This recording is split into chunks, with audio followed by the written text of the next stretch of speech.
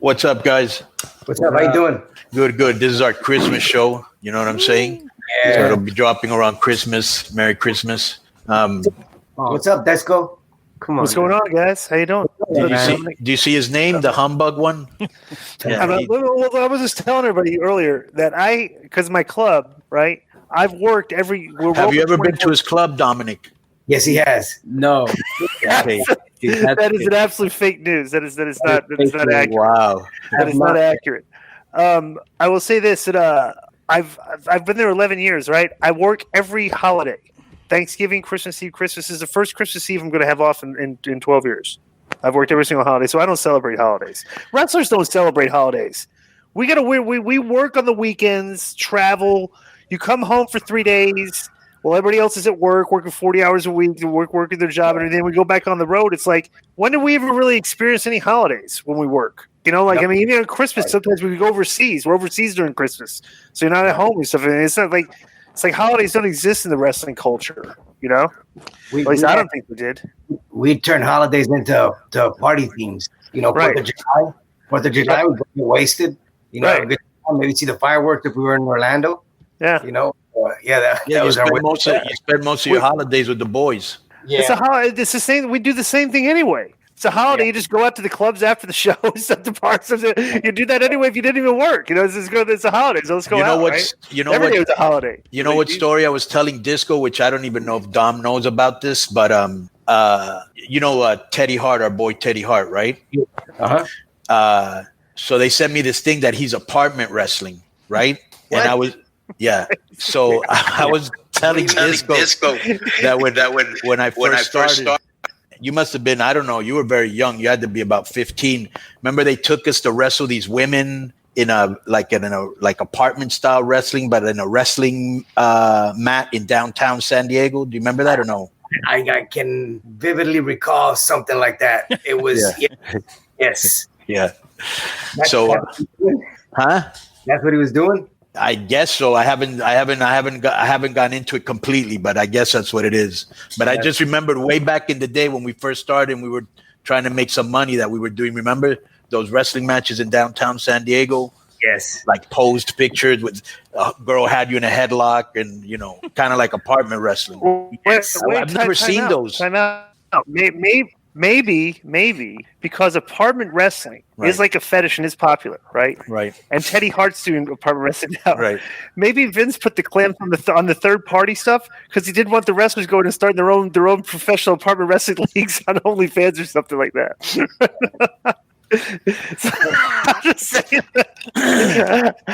I'm just saying. Would you pay to watch Dominic and Ray apartment wrestle each other? Yes or no? No. I would. I guarantee there'd be a market for that. Like apartment wrestling, 100% there would. Like these wrestling fans, are you kidding me? Dominic, I have a question for you. Yes. On the podcast, I was making a point. We keep 100 here. We're very honest with our criticisms if we have any, but very fair. I'm sure you probably listen to the show and stuff. Yeah. I pointed out in the show that when you're out there, that Ray was always dressed in nice threads. Aaliyah's always has nice threads and everything, and you have like your jeans and like this, like the goofy T-shirt, like a little kid. And I said, okay, look, he's on TV every week. He's a good-looking kid. He's young. You know, there's like probably girls who are interested in him. So he needs to start wearing some like nicer threads. I saw on the show, the last time you were on the show, you had on the nice purple mock with the chains. Did you take that advice or did you just do that on your own? Okay, I've been waiting for this moment for a long time. Wow. And every time I'm out there in my T-shirt, I always show up in nice threads, but I know I'm going to get beat up somehow, and I don't want my nice threads to get beat. So I throw on my shirt. But after I heard you guys saying that, I heard you saying I look like a little kid out there in jeans and a shirt, I was like, all right. So the next week I had on my Valentino sweater. The week after that, the pink Versace turtleneck with the chain. Yeah. Okay. Yeah. You gotta wear nice threads. Like people see that you look like yourself. Like, you know. And I like the little shout out to The Rock with the chain around the turtleneck. I like that. You're only missing the fanny pack. Well, Ray's always got nice threads on too. Yeah. But we're from the school of traveling with Hoovy. I don't think Dominic, you don't know this. Hoovy used to. This is absolutely bizarre because I want to tell this story. I think I've told it before, but it's been years, so I'm going to tell it again. When Hoovy had his problem in Australia, okay, and he got naked and got arrested, right? So he got arrested, but we were at a hotel. So we had to get the hotel manager, hey, we got to go in his room and get his stuff because he's in jail, right? So me and Chris Canyon, okay, went into Hoovie's room. This was the most absolutely bizarre thing I've ever seen, okay? He must have gone shopping, all right? Because Hoovie had all of his clothes, like like when you go to like Neiman Marcus and you walk in and they have the table and the clothes are all neatly placed, it's like new arrivals and stuff like that. Yeah. Bro, he had his clothes out, not in the drawers. He had them spread out on the tables, like folded perfectly and everything, like it was a store. Okay, and we're getting all the clothes together. Okay, and I don't know how this happened. He had way more clothes than could fit in the bags that he had. So he had he'd gone shopping or bought or something. I was like, this stuff. How did he travel with all these? It was like Willy Wonka's chocolate factory. He had more clothes than he had the bags could fill. You've traveled with him, Raiden. He used to do that all the time. Yes. Like you also said he had a bunch of shoes, right? Oh, tons of shoes. Yeah, he had like 6-7 pairs of shoes on there. Bro, you'd be like 2 pairs of shoes. You know, your workout shoes, your go out shoes, and your boots. He had a store, and it was like very weird walking in. I'm like, wow, this guy's kind of like very anal or OCD. He's got all his clothes folded out laid out on the table and everything. I don't know. It's funny. That's crazy. Not to mention that wherever we had to show up, we always showed up late. Yeah. Well, I used to have to drive. Listen to this, Dominic. I had to drive. I would be the driver. I'd travel with Konnan, Ray, and Hoovie. Okay, and when we're on the 4, 5, 6 days in a row on the road. Okay, so we're moving. We're dropped off in Indianapolis. We're doing the towns, or we're flying out of Chicago. Right. So every night we'd spend a night at a different hotel on the road, and like the first or second time I traveled with these guys. Okay, hey, we'll meet at 8 o'clock in the lobby, right? 8 o'clock in the lobby is 8:45, 9 o'clock for these guys, right? So I would have to cleverly try to tell them, all right, hey, let me figure out how late these guys are usually. But let me just say this. Here's the worst part. I'm always late. Ray was always late. And he was always late. So it was like, who got there the latest for him? Right. Yeah. It wasn't like we all three showed up late. None of them were going to be on time. We did show up all 3 late. It was staggered. Yeah. And then remember that times like when we would do that, and I have to tell you guys, make it early. Remember we had to drive. What was her name? Tigress. And she had to travel with us and everything, and she was pissed that you guys were like. That was the first time she was traveling with us and everything, and she was like, I've been down here waiting for 45 minutes. And Ray's just like, man, hey, babe, that's how we roll. And she figured it out after one day on the road. I was like, I'm not showing up on time. Like, Jesus, I'll show up 30 minutes later. But bro, I also remember, Ray, the first time that I don't know if you know about this, Dom, but for a while in WCW, everybody was showing up so late that they had a little machine and you had to put your fingerprint on it to show what time you showed up. Like what they had a job where you clock in. Right. Yeah. And the very first time they did it was in Canada. And me, Ray, and Billy were the first ones, and we got fined like $1,000 because we showed up late. Do you remember that, Ray? Yeah. What I was looking at, dog? I was looking at Carmella's WWE entrance. Right. Where have I seen that? And Filthy Animals. Filthy Animals, yeah. Yes, that's crazy. I wonder if she got it from us. Yeah, me too. I wonder too.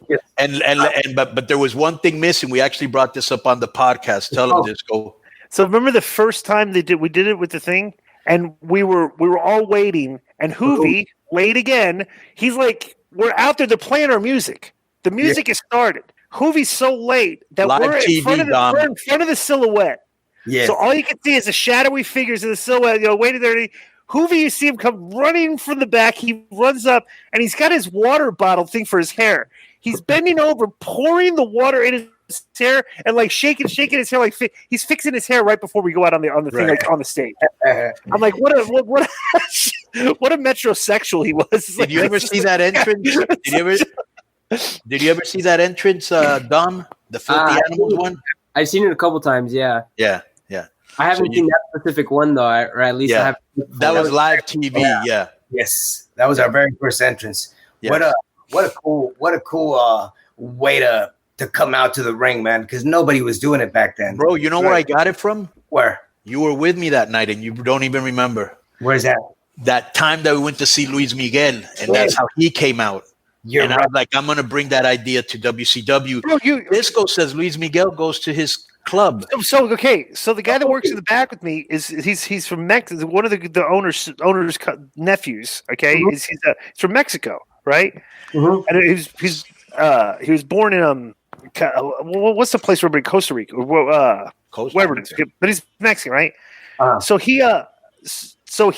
Luis Miguel would come to our club, right? So he speaks Spanish. My friend, okay?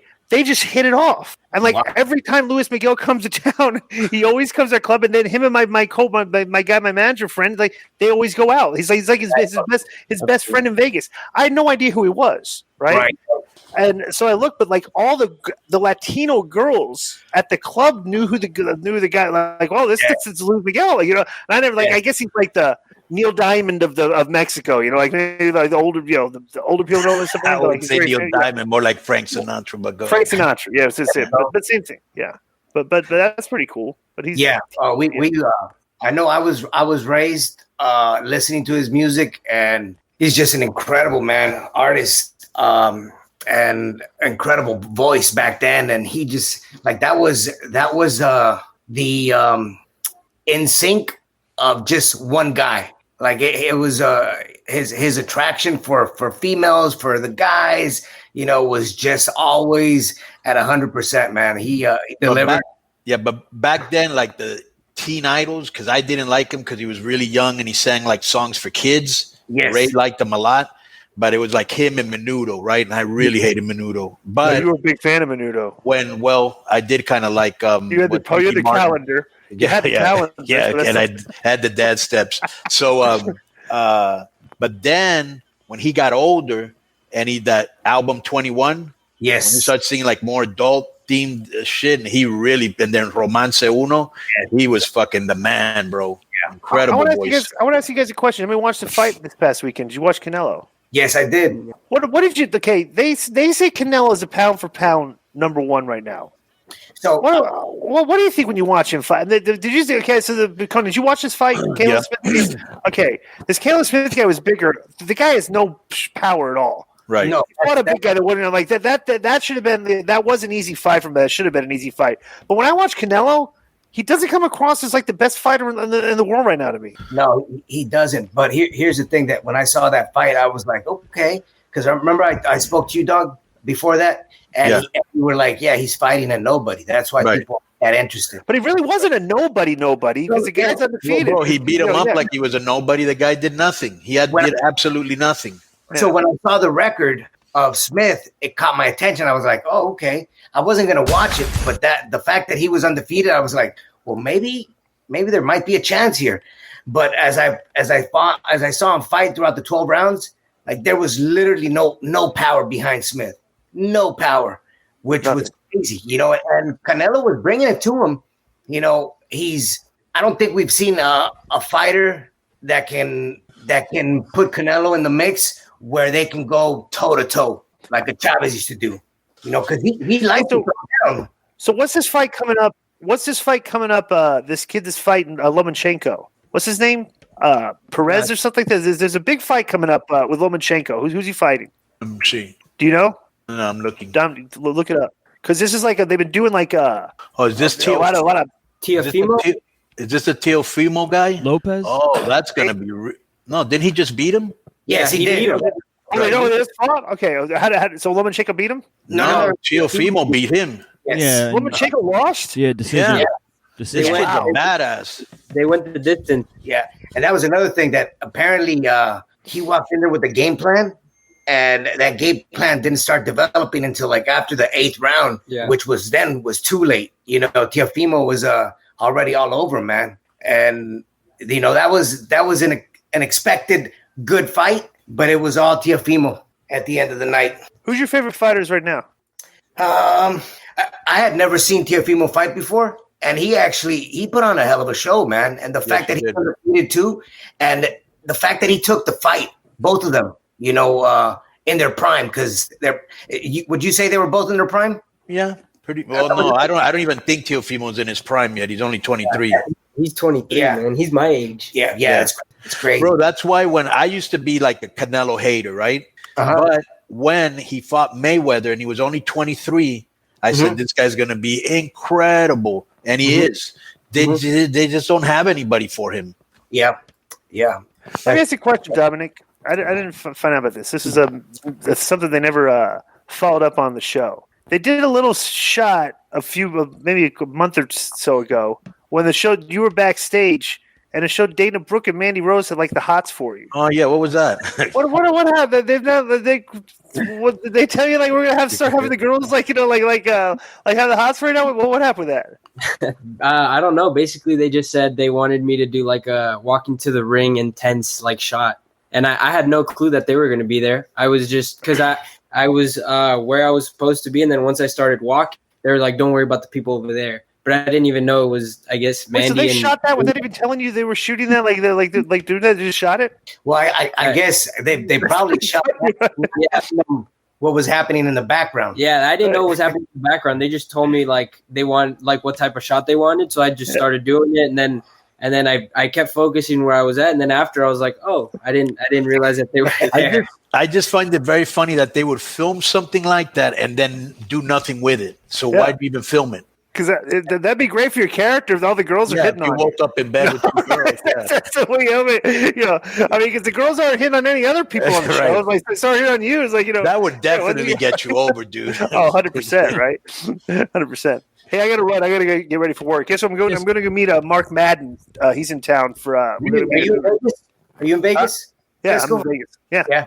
Disco, do you have 1 minute for me to show you guys something? Yeah, sure. All right, 1 second. What is it? I think I found that entrance. So it's in a naked picture of nice. All right, I think this is the one because when you look at the shadows in the back, you can see everybody else, and you don't see Hoovy until the curtain goes up.